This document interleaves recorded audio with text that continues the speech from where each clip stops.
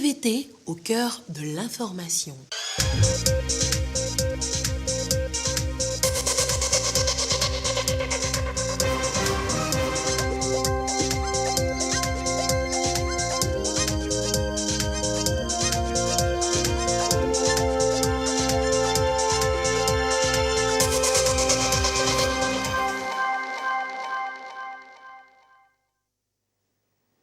Mesdames, Messieurs, bonsoir. Plaisir de vous retrouver dans cette édition. Au sommaire, Lomé abrite depuis ce matin le 6e forum sur la justice transitionnelle en Afrique. Un rendez-vous capital pour les pays africains qui veulent tout simplement, à travers les moyens et mécanismes, passer de la guerre à la paix et de l'autoritarisme à la démocratie. Plus de détails à l'ouverture des travaux avec Christine Pétcheki à Loudé. Nous parlerons également de la rentrée scolaire 2022-2023 au Togo. La date est surtout les précisions sur la rentrée. Le ministère en charge des enseignements primaires et secondaires va nous répondre. Mais bien avant, nous serons à Kara avec les élus du peuple pour la suite des activités inscrites à l'ouverture de la deuxième session ordinaire. On note surtout la demande et la prorogation de l'état d'urgence sécuritaire dans les savanes. Mesdames, Messieurs, voilà pour le sommaire. Bienvenue. Écho de l'Assemblée nationale à l'ouverture de la première séance plénière de la deuxième session ordinaire de l'année 2022. Elle est surtout marquée par l'adoption à l'unanimité des députés présents du projet de loi autorisant la prorogation de l'état d'urgence sécuritaire dans la région des savanes. La séance plénière tenue à Kara a été présidée par Yawadi Bodichegan, présidente de l'Assemblée nationale. Le point à l'issue de la séance avec Dodo Wari. La fin de l'état d'urgence sécuritaire dans les savanes. Et pourtant, la région n'est pas encore à l'abri de la menace terroriste. Le ministre de la Sécurité, au nom du Premier ministre Victoire Toméga-Dogbe, sollicite ici, devant les élus du peuple, une prorogation de 6 mois. Mais avant, un briefing sur l'état d'urgence sécuritaire qui arrive à échéance. Le chef de l'État, son Excellence M. Faure Essouzou-Nanya Singbe, a décrété l'état d'urgence sécuritaire dans la région des savanes, conformément à ses prérogatives constitutionnelles prévues par l'article 94 de la Constitution du 14 octobre 1992. Seulement, nous arrivons à la fin des 3 mois de l'état d'urgence sécuritaire décrété par son Excellence, Monsieur le Président de la République. Comme bilan, ces 3 mois nous ont permis d'intensifier les échanges avec les populations, d'accélérer la mise en œuvre du programme d'urgence de renforcement de la résilience dans la région des savanes. Ces 3 mois nous ont également permis de renforcer la vigilance et la mobilisation des populations qui ont poursuivi leurs activités tout en respectant les règles de prudence édictées par le gouvernement. D'autres actions, notamment de contrôle de sécurité, ont également pu être menées sur le territoire concerné. Du 24 au 31 août 2022, le gouvernement a organisé une vaste campagne de sensibilisation au profit d'environ 2000 conducteurs de taxi-moto en présence des chefs cantons et des commandants d'unités des forces de sécurité dans toutes les communes des régions des savanes de la Caraïbe centrale pour impliquer cette frange de la population à la coproduction de la sécurité aux côtés de nos forces de défense et de sécurité. Ainsi, j'ai l'honneur de solliciter au nom du gouvernement la prorogation de l'état d'urgence sécuritaire dans la région des savanes pour une durée de 6 mois. Avant d'approuver la demande, les députés mettent en avant leurs inquiétudes. Le gouvernement devra d'abord répondre à quelques questions. Pourquoi est-ce que depuis le 13 juin, c'est aujourd'hui donc quasiment 3 mois à peu près, après donc cet état d'urgence qu'on en parle? Est-ce qu'on pense à une stratégie pour détecter un étranger qui arrive dans une localité qu'on ne connaît pas? Quelles sont les mesures, des mesures pragmatiques qui seront prises pour enrayer ces conflits? Les questions touchent aussi bien le terrorisme que l'inflation dont le Togo n'est pas épargné. Et au gouvernement d'apporter des précisions. Le 13 juin, nous avions pris cette ordonnance, le chef de l'État a pris cette ordonnance en Conseil des ministres. Le soir même, le ministre d'État, ministre de l'administration territoriale, a informé la nation au nom du président de la République. Et nous avions entamé un dialogue avec le Parlement qui était dans une dernière ligne de clôture de sa session pour savoir s'il était opportun de bouleverser l'agenda parlementaire pour pouvoir organiser ces questions, d'autant plus que les événements sur le terrain n'étaient pas totalement stabilisés et qu'il y avait des événements qui se produisaient encore. L'information a été faite sans délai, c'est-à-dire aussitôt que cela a été possible de donner une information suffisamment consistante au Parlement pour permettre la contribution des uns et des autres. Je voudrais préciser que nous avons en commun un bien précieux, nos populations, que ce soit au niveau de l'Assemblée nationale ou de l'équipe gouvernementale. Nous faisons en sorte que nos populations puissent mieux s'en sortir. La menace est réelle, le dispositif sécuritaire doit être réorganisé, les populations et leurs biens doivent être protégés. La lutte n'est pas à sa fin. Au contraire, elle vient de commencer. Et je compte sur le chef de l'État, chef suprême de l'armée, et nos vaillantes forces armées togolaises pour venir à bout de ces fléaux. Nous sommes petits en termes de superficie, mais forts en sécurité, et notre fierté ne sera pas affaiblie par des envahisseurs dont les revendications ne sont guère pour l'intérêt de notre pays, le Togo, et son développement. Face à une telle menace, nul besoin de tergiverser. L'union de tous les Togolais est un impératif. Voilà pourquoi nous ne nous autorisons aucun atermoiement dans une telle situation. Tant que nos forces de défense n'auront pas définitivement anéanti ces barbares, il faudra maintenir l'état d'urgence sécuritaire aussi longtemps qu'il faudra. Je voudrais d'entrée exprimer toute ma gratitude et celle de mon groupe au chef de l'État, son Excellence M. Faure Essozimana Gnassingbé, pour sa vision et sa clairvoyance, puisqu'au moment où personne ne pouvait penser et prédire d'attaques terroristes sur notre territoire national, le président de la République avait déjà pris des mesures anticipatives et préventives, stratégiques notamment l'opération Koundouaré, l'initiative d'Accra dans le cadre d'une coopération sécuritaire dans les zones frontalières communes avec nos pays voisins, la mise en place du comité interministériel de prévention et de lutte contre l'extrémisme violent, sans oublier la réforme de l'armée et surtout le vote de la loi sur la programmation militaire, pour ne citer que celle-ci. Le projet de loi soumis à notre examen est une démarche qui s'impose afin de donner tous les moyens nécessaires au gouvernement pour poursuivre inlassablement le combat contre la menace djihadiste et assurer une protection plus efficace de notre population. Les députés en sont convaincus, l'approbation était unanime. Le gouvernement a donc 6 mois de plus pour poser des actes concrets et renforcer les initiatives en cours pour ne céder aucune partie du territoire togolais aux groupes armés. Dans un élan de solidarité, les députés ont compris l'appel et la demande du gouvernement face à la menace sécuritaire dans les savanes. L'unité nationale s'impose et les députés partagent leur avis à l'issue du vote. Nous les écoutons au micro de Dodo Hari. On n'avait même pas besoin de ce discours du gouvernement pour être convaincu de la nécessité de cette prorogation de l'état d'urgence. Comme nous sommes des députés, nous sommes sur le terrain, nous constatons les difficultés qu'il y a sur le terrain, les difficultés aux abords de nos frontières surtout. Et donc nous avons vu qu'il était nécessaire que nous sécurisions nos frontières et à travers ce geste de prorogation de l'état d'urgence, je pense que nous avons posé la bonne action. Non, je crois que Madame la Présidente de l'Assemblée nationale s'est livrée à un exercice dont elle a le secret. Elle a pris en compte les 3 éléments qui sont aujourd'hui très importants. Le premier élément, c'est la sécurité, qui est un élément très important. Ça a été même l'un des grands sujets sur lesquels aujourd'hui on a siégé. Elle a tenu à parler aussi de la vie chère, qui est aussi un élément très important aujourd'hui. Les 2 sujets vont de pair.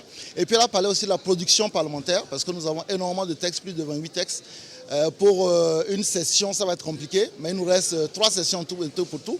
Donc les 3 éléments vont vraiment dans le sens de ce qui nous attend aujourd'hui en tant que parlementaires pour la 2e session de 2022. Est-ce que vous avez été convaincu par tout ce qui a été présenté par le gouvernement en ce qui concerne la réorganisation du dispositif sécuritaire ? Oui, nous avons eu les explications qu'il nous fallait pour pouvoir accorder notre confiance au gouvernement, pour lui donner, à travers ce dispositif législatif, les moyens de lutter efficacement contre les groupes armés qui nous attaquent. Et nous avons été convaincus par les explications des différents ministres. Ce qui a retenu mon attention dans le discours de la présidente de l'Assemblée nationale, c'est les prochaines lois qui seront votées par rapport au Code de la famille et de la personne togolaise, la loi sur les violences faites en milieu scolaire. Ça ne concerne pas seulement les femmes ni les filles, ça concerne aussi les garçons et plein d'autres à venir. Elle a parlé de comment les choses évoluent dans le pays sur le plan économique, l'effort que le gouvernement ne cesse de faire pour accompagner la population et les lois à venir qui vont toucher plus nous qui sommes femmes. À présent, la réaction des étudiants et groupements de femmes qui ont aussi assisté au débat parlementaire. Une première pour certains qui livrent ici leur impression. Nous retrouvons Dodo Waré pour le reportage. C'est décidé. Nadège veut devenir dans les prochaines années députée. Cette passion soudaine pour la pratique parlementaire lui est apparue lorsqu'elle apercevait dans la salle une femme, la présidente de l'Assemblée nationale, dirigeait la session. Quand je vois cette femme-là, j'ai un sentiment, je ne sais pas, waouh, une femme qui est là-bas, une femme qui est à la tête, et sa chaise même est placée un peu en haut. J'ai dit, ouais, ça c'est l'autorité. Samtou fait partie des étudiants conviés à la rentrée parlementaire. C'est la première fois qu'elle rencontre les députés qu'elle a l'habitude de voir uniquement à la télévision. C'est une première pour moi d'assister à une telle session. Et le fait de voir ces dames, il y a bon nombre de dames qui sont députées aujourd'hui. C'est stimulant et ça nous pousse vraiment à s'adonner à fond. Ces étudiants n'ont pas été que spectateurs dans la salle. Ils sont davantage renseignés sur ce qui se passe dans le pays. Ils savent désormais comment se déroulent les sessions. Les appréciations vont de soi. Lorsque Madame la présidente de l'Assemblée nationale a lancé appel au débat, chaque député s'est engagé à la préservation de la paix et à la sécurité au pays. J'ai vu la participation des femmes députées. Vraiment, ça m'a beaucoup marqué. Je crois que c'est une très belle occasion pour moi de venir assister à cette session, de voir comment ça se passe, de voir dans tous les contours comment une loi peut être adoptée par l'Assemblée. Les femmes étaient bien représentées dans la salle. Est-ce qu'il y a des femmes dans la salle?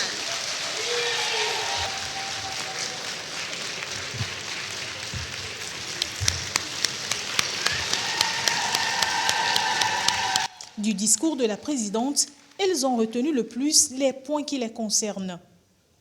Ces femmes repartent suffisamment informées. Ce qui m'a marqué, c'est que les députés se sont rapprochés de la population pour leur expliquer ce qui se passe au Togo. Et puis particulièrement, on a parlé des lois de la femme. Vraiment, c'est un honneur et une joie. Pour nous les femmes spécialement, on est nombreuses aujourd'hui. Et vraiment, les points touchés, ça nous rapproche parce qu'on parlait aussi de la sécurité de la jeune fille par rapport à la sexualité, tout ça là. Je suis émue pour cette séance. C'est ma première fois aussi. Et secondo, de voir une dame présider cette séance, sincèrement, c'est un honneur. Et pour toutes les mamans de la COSA. Ce qui m'a marqué plus encore, la lumière que le ministre de la Sécurité a portée sur l'insécurité qui se pose au nord du Togo. Les députés de la 6e législature ont donc eu raison de délocaliser une fois encore cette session à Kara. Quelle région abritera la prochaine? Au Parlement d'en décider. Au-delà du contrôle de l'action gouvernementale, les députés savent aussi répondre à certains appels du gouvernement. À Kara, ils ont une fois de plus dit oui à la campagne nationale de reboisement en mettant en terre des plans. Une marque, une adhésion à la vision du gouvernement de faire du Togo un pays vert. Compte rendu de Douari. Ils aménagent le site pour une opération spéciale de reboisement. C'est le centre des maladies infectieuses en construction à Ateda, dans la région de la Kara. Les députés ont eu écho de la saison pluvieuse ici et ont décidé de laisser leurs empreintes au lendemain de la rentrée parlementaire. Sur le site, 3 espèces mises en terre, la présidente Yawadi Gori Tchegan en premier. C'est Kaya, Mélina et Seka. Au moment où il pleut, toute la population est invitée à faire de même pour pouvoir tout faire pour réduire la savanisation accentuée dans le pays. Rien n'est plus beau que de planter un arbre qui symbolise ce passage ici, dans la région. Et je pense que dans quelques années, en passant par ici, en voyant ce centre verdi, avec des arbres fleuris, on se souviendra de cette session que nous avions eue à Kara. Il ne s'agit pas seulement de travailler au niveau parlementaire, il faut aussi, dans les régions, faire ce que nous faisons à Lomé. Donc c'est un peu dans ce sens que s'inscrit notre visite sur ce site des maladies infectieuses pour planter un arbre. Pour participer aussi à la politique de reboisement qu'il y a dans le pays. Comme vous le savez, nous devons continuer le reboisement pour freiner l'avancée du désert. 216 plants, pas du tout choisis au hasard. La direction des eaux et forêts de Kara était de la partie. Nous avons choisi ces plants d'ornement et également de plantes médicinales pour pouvoir faire de l'ombre pour ceux qui viendront ici pour les différentes prestations ou bien qui viendront au niveau du centre de maladies infectieuses pour avoir un cadre agréable et vivable. Ils ont eu déjà à poser cet acte, chacun dans sa zone. La présidente de l'Assemblée nationale et les députés ont ensemble jeté un coup d'œil sur le chantier en construction. Le maître d'ouvrage était là pour renseigner le Parlement sur l'état d'avancement des travaux. Sur le même site se trouve également le chantier de l'Institut national d'hygiène. L'actu au plan national, c'est aussi et surtout l'ouverture du 6e forum sur la justice transitionnelle en Afrique. Au cœur de cet exercice se trouve l'identification des questions émergentes qui présentent de nouvelles opportunités pour la théorie et la pratique et les interventions politiques en matière de justice transitionnelle. Le point à l'ouverture des travaux avec Christine Petiki-Aloudé. Les violations des droits humains, l'extrémisme violent, la faim et les changements climatiques, des sources d'inégalités et de déchirures entre les populations. L'un des mécanismes de réparation de l'Union africaine reste la justice transitionnelle. Elle favorise la paix, suscite la réconciliation et le bien-être. Le 6e forum de l'Union africaine s'interroge sur l'état de cette justice et les meilleurs moyens de la renforcer. La justice transitionnelle intervient pour aider les pays à mettre en place des mécanismes permettant de corriger les causes qui ont conduit à ces situations regrettables et dramatiques, de faire en sorte de prévenir ces pays-là de retourner dans la même situation ou de connaître des situations pareilles à l'avenir. Le Togo s'est engagé dans cette nouvelle forme de justice depuis l'accord politique global de 2006. Le Haut Commissariat à la réconciliation et au renforcement de l'unité nationale s'honore des avancées réalisées. Le HCRUN est le résultat de la détermination de son Excellence M. Faure Essozimna Gnassingbé, président de la République, de traduire dans les faits l'essentiel des mécanismes de justice transitionnelle pour lequel notre pays a opté. Ce choix de justice transitionnelle togolais qui s'est avéré payant et a permis à notre pays de jouir d'un climat socio-politique apaisé se consolide chaque jour malgré les défis émergents.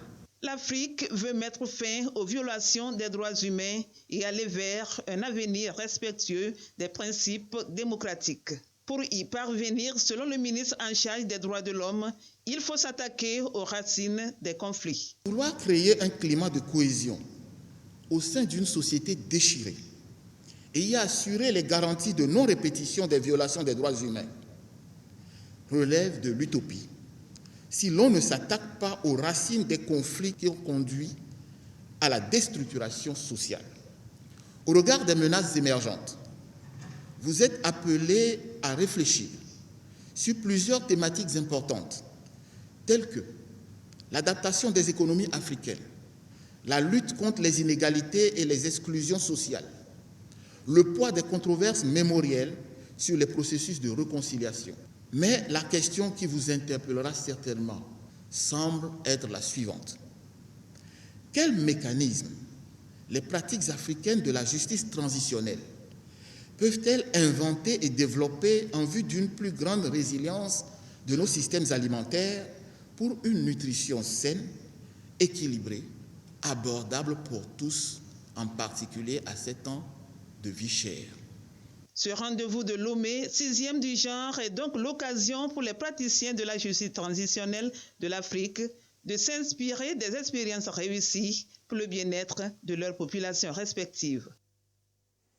La rentrée scolaire 2022-2023 au Togo est-elle reportée ou non? La question reste toute posée. Dans le sujet qui va suivre, le ministère des Enseignements primaires et secondaires apporte plus de précisions sur la date réelle de la rentrée. Un sujet préparé et présenté pour vous par Ulrich Amega. À ce jour, au Togo, parents et élèves veulent être fixés sur le jour effectif de la rentrée des classes. Diverses informations circulent sur les réseaux sociaux depuis quelques jours, installant le doute dans les esprits. Le gouvernement apporte une clarification à travers une note signée du ministre en charge des enseignements primaires et secondaires en date du 6 septembre 2022. La rentrée scolaire 2022-2023 est fixée au lundi 19 septembre 2022. Et la rentrée se fait en 2 étapes.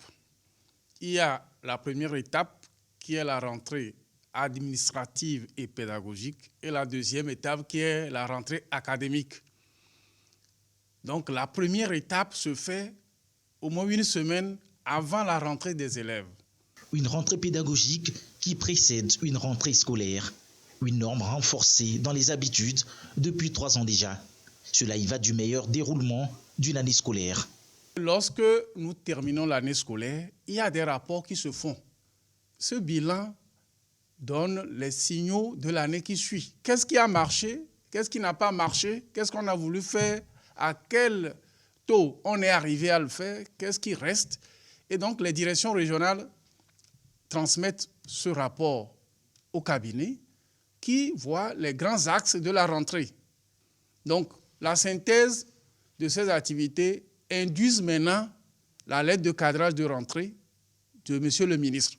Donc, quand ce cadrage est fait, il faut maintenant informer les directeurs régionaux qui doivent informer les chefs d'inspection, qui doivent à leur tour informer les chefs d'établissement, qui doivent à leur tour informer les enseignants. Donc, ça prend au moins 1 semaine. Et là, on peut accueillir les enfants. Est-ce qu'il faut ouvrir une nouvelle classe, vu l'effectif de ceux qui ont réussi, par exemple, au CPD pour la 6e dans un collège? Faut-il ouvrir 2 ou 3 classes de seconde au niveau du second cycle, du secondaire, vu l'effectif de ceux qui ont réussi ou sont admis au BPC? Tout cela doit être maîtrisé. Imaginez si les enfants viennent en même temps, les élèves viennent le même jour que les enseignants. Ouais, ça faisait perdre toute une semaine. Tous les acteurs sont donc situés. Les courses aux préparatifs devraient se maintenir. 1 semaine, ça peut passer très vite. Avec toujours Ulrich Amega, nous prenons à présent connaissance des conclusions issues des travaux de la 3e réunion du groupe de soutien à la transition au Mali. Les réformes politiques, les élections à venir et les défis sécuritaires étaient entre autres sujets qui ont enrichi les discussions. Reportage. Une loi électorale adoptée, la mise en place d'une commission pour l'élaboration d'une nouvelle constitution.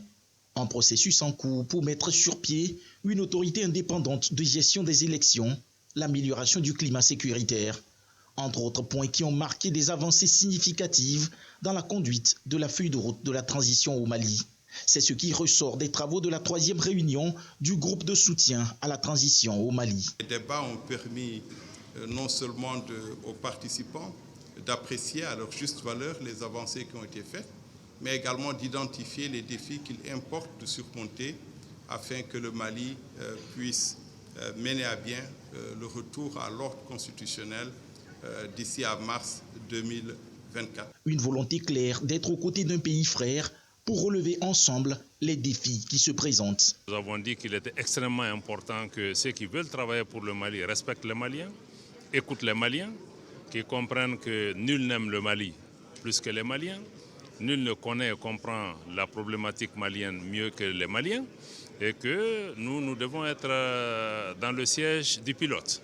Et que ceux qui viennent nous accompagner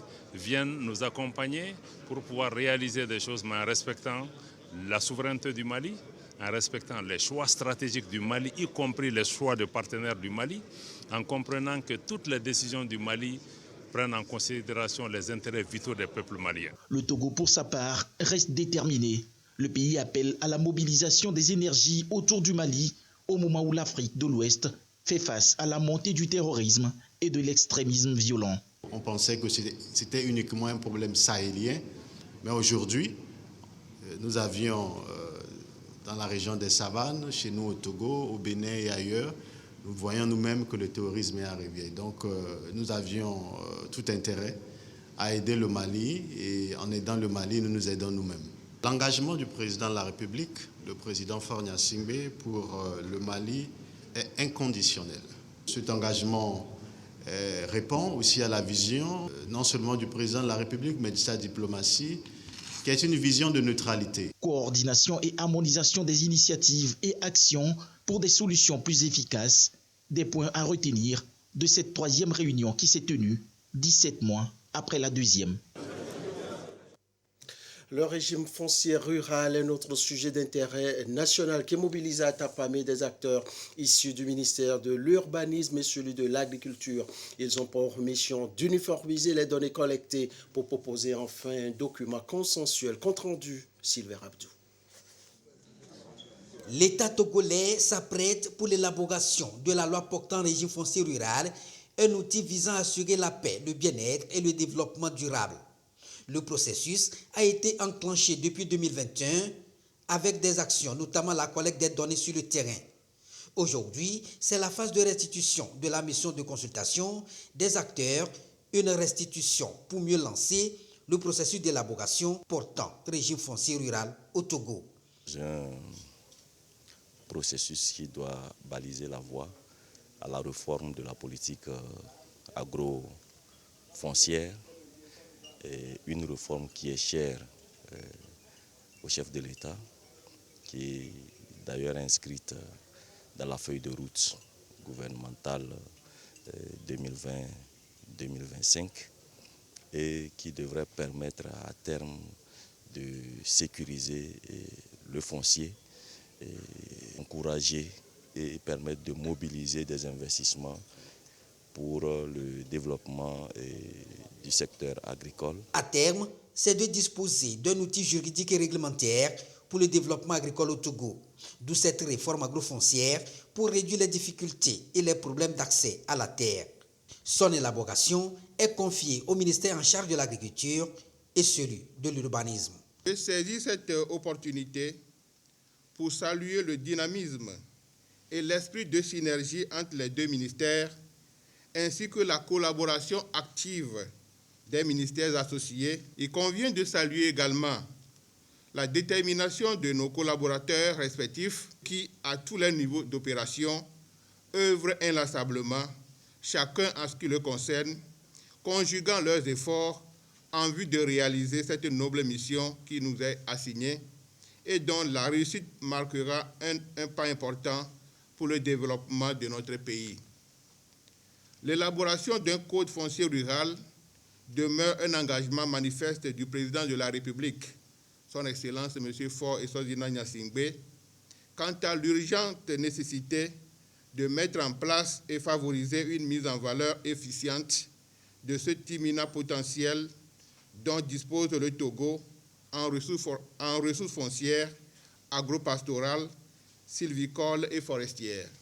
Ici, les acteurs vont au cours de cette rencontre de restitution synthétiser les données pour entamer une autre phase, l'élaboration de cette loi portant régime foncier rural pour réglementer l'exploitation, l'usage et la gestion du foncier au Togo. L'actualité en bref, hors du Togo, le Pakistan, victime de catastrophes naturelles. Le pays vit en ce moment une vague d'inondations historiques qui paralyse la mobilité des populations. Une course contre la mort pour les secouristes. Et pendant ce temps en Ukraine, l'image d'un groupe d'enfants fait le tour des médias. Malgré la reprise des cours, ils ont trouvé un moyen pour apporter soutien et réconfort aux forces qui sont au front. Retour au Togo, le cinéma togolais est à l'honneur une semaine durant. Une belle occasion pour les cinéphiles de découvrir les productions togolaises et apporter leur soutien nécessaire. Une initiative portée par le gouvernement. Le point maintenant avec Tchazina Mbaka. Très bonne semaine de cinéma togolais à tous et à toutes. Nous veillons sur la maison. Les génies ont parlé.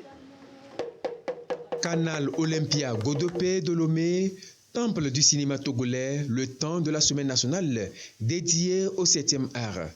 Ici, parfois le destin, une fiction de Anit Bowie qui dénonce la xénophobie dans nos sociétés.